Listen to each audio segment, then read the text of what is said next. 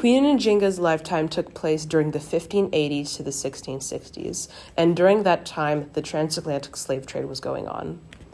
By 1625, 261,800 people were enslaved and taken to the New World, excluding the average 13,100 people who were killed and died on the slave ships. People who were used for slave labor were used for slave labor on sugar plantations that were in Brazil, the Caribbean, and southern Mexico. They were used for gold mines that many were in Brazil, silver mines that many were found in northern Mexico, and tobacco and rice estates that were used in the U.S. Nearly 60% of them were taken to the British, French, and Dutch sugar plantations in the Caribbean. In Ndongo, the Portuguese and later Dutch are the ones sailing to the coast of West Africa and coming in to take Africans to enslave. The Kingdom of Ndongo is a willing participant in the slave trade during this time as well. The slave trade was the mainstay of Ndongo's international commerce, and thousands of its subjects were captured and stolen away to work for the New World's economy, and the Portuguese exploit some of the rivalries between the Sobas during this time. The Sobas, who are basically nobles just placed below the king in Ndongo's society. In the 1600s and during Njinga's younger years, Ndongo went through a sudden political crisis. The king and Njinga's father, Ngolakia Samba, was ambushed and killed by a rebel Soba in the forest near Kabasa. It was most likely Soba Kavulo in the north who led a rebellion against him. Sobas, in Ndongo's hierarchy, are nobles placed just below the king. The communities surrounding the Kingdom of Ndongo are the Mbangala, the Kingdom of Matamba, and the Kingdom of Congo. The Mbangala were tribes made of fierce and powerful cutthroat warriors. The Mbangala tribes spanned across the land of Ndongo, each independent and ruled by a leader, and the largest and deadliest Mbangala tribe was led by Kasanje. The Kingdom of Matamba was led by Queen Wango before Njinga took over, and Ndongo used to be part of the Kingdom of Congo before they broke off.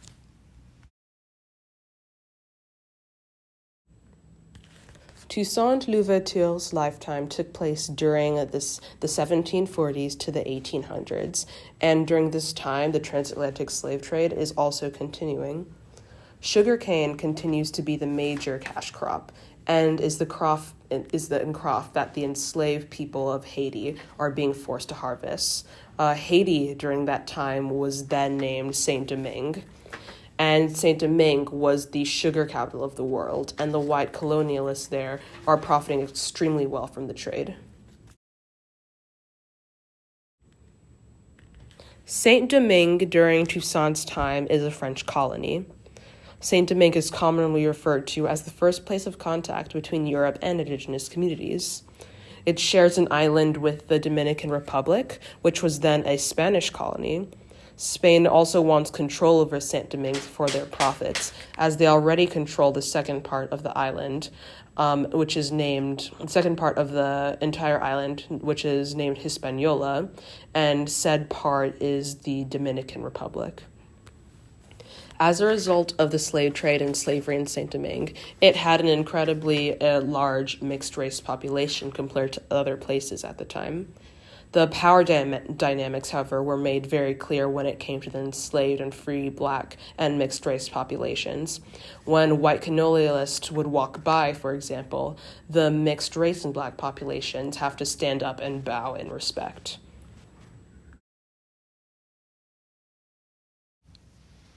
The French Revolution lasted from 1789 to 1799. With the French Revolution came what were Europe's most radical thinkers. It was the communal want for freedom and autonomy and the idea of human rights. The French Revolution is where these ideas are first written down on a text to be a set law and expectation, the Declaration of the Rights of Man. The enslaved people in Haiti heard about all this and the French Revolution through the many ships coming in and out. This led to the beginning of the Haitian Revolution. The enslaved Africans, although from many different places in the continent, found community in the Voodoo religion. It is where Africans became free in their minds for the first time, saying no to slavery, and where they swore to secrecy. On August 22nd, 1791, 1,000 enslaved Africans attacked their masters on their plantations, killing many. The rebellion's numbers grew from 1,000 to 20,000 as newly liberated enslaved people burnt down plantations. Whites and mixed race fled to the capital city for protection.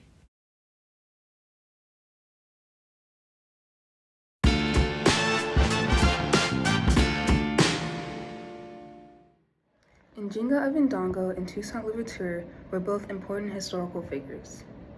Both fought against slavery. Njinga was more focused on fighting against the slave trade of her people, while Toussaint fought against slavery of people in general. The family history of Toussaint is vague and often mythologized, since people born in slavery weren't often documented in the colonial record, and Toussaint was known to be a private person. Most of the history of Toussaint's early life is oral history. So we do know that he was born enslaved and on a plantation in Haiti called Saint-Domingue in the early 1740s. And by 1776, Toussaint was a free man. But he died in a prison in France in 1803. His early name was Toussaint Brede because enslaved people were often named after the plantation they were born at. And he had a wife named Suzanne.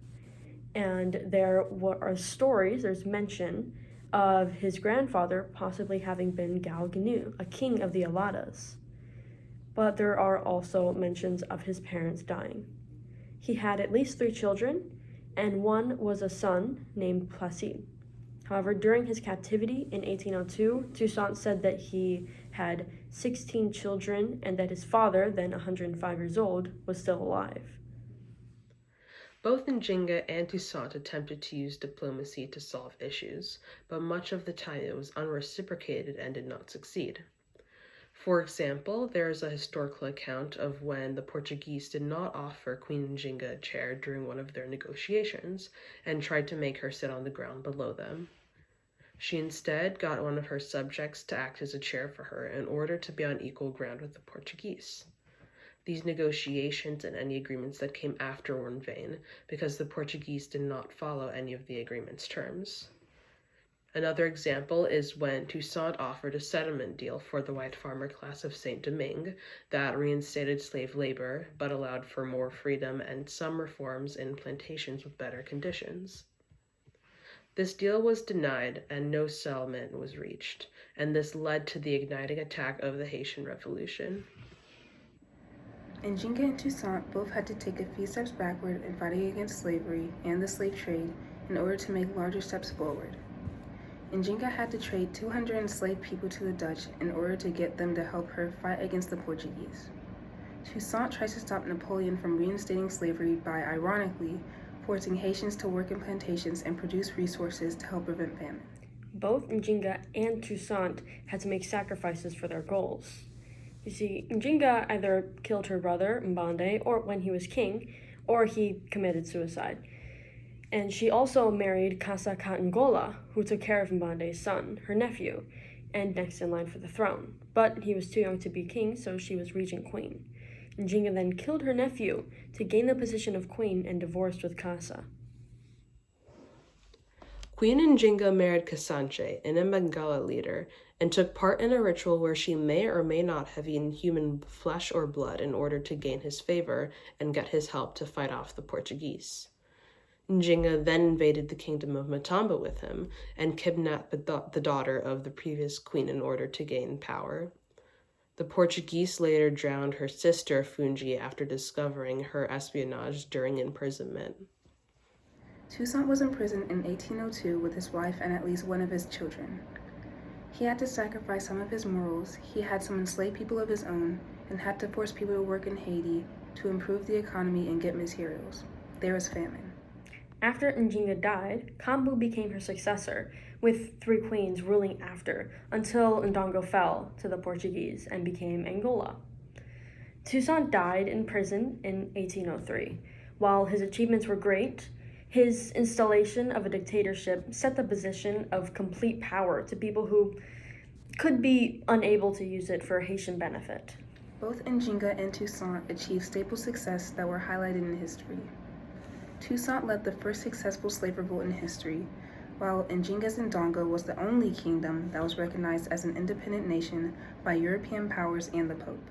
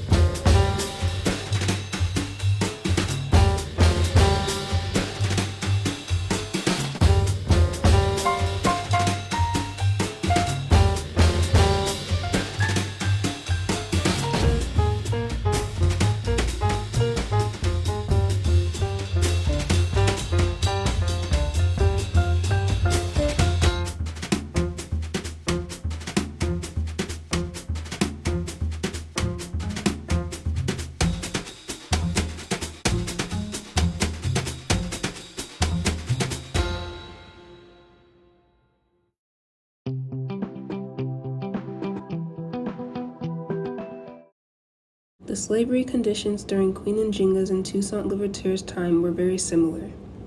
The desired material for the governing class was sugarcane, which were the types of plantations that the majority of the slaves worked on.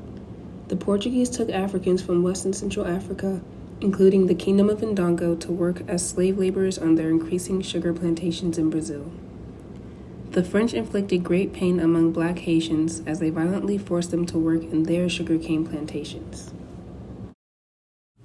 The slavery categorization between Njinga's and Toussaint's eras was very similar. The Portuguese and the French both used chattel slavery as captivity for their African laborers, in which the laborers were considered property that could be bought and sold. This form of slavery was very significant during Njinga's reign over the Kingdom of Ndongo, as she was greatly troubled and angered by the Portuguese's constant reference to her people as property during their attempted negotiations. Not only were the enslaved conditions similar, but as for the costs that came with forming alliances with the Europeans. Though Njinga and Toussaint fought for those that were enslaved, they had to give up some of those enslaved people for the promise of the greater good. Njinga agreed to give up half of the rescued war captives to the Dutch to be used as slaves on their plantations, as the Dutch agreed to support Njinga politically and financially. And even though his plan failed, Toussaint was willing to trade 200 formerly enslaved leaders to the French in exchange for better working conditions on the plantations.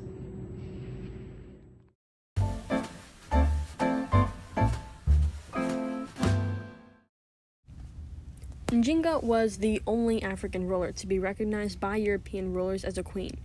By the end of her life, Njinga, after much loss and opposition, secured Ndongo as an independent kingdom free from the Atlantic slave trade. Her story is one of love for her nation and community, and one of having the drive, intelligence, and strength to protect it. Njinga never gave up the idea that she was queen of Ndongo and had the right to rule, even when she had to relocate her capital in Matamba and surrender much of her original territory. Ndongo had eventually been taken over by the Portuguese and renamed Angola, but in the 1960s, the new generation of Angolans fighting for independence claimed Njinga as an icon of resistance, hope, power, and revolution. By the 60s and 70s, she'd become firmly entrenched in Angolan nationalism and much of liberal Africanist historiography as a proto-nationalist heroine. Sadly, Toussaint Louverture died in a prison in France in 1803 before he could see his and Dessalines' work succeed and Haiti become the first independent Black republic.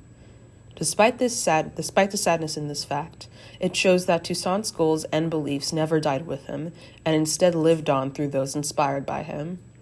As he said himself, "In overthrowing me, you have only cut down the trunk of the liberty tree of the Blacks in Saint-Domingue. It will spring back from the roots, for they are numerous and deep."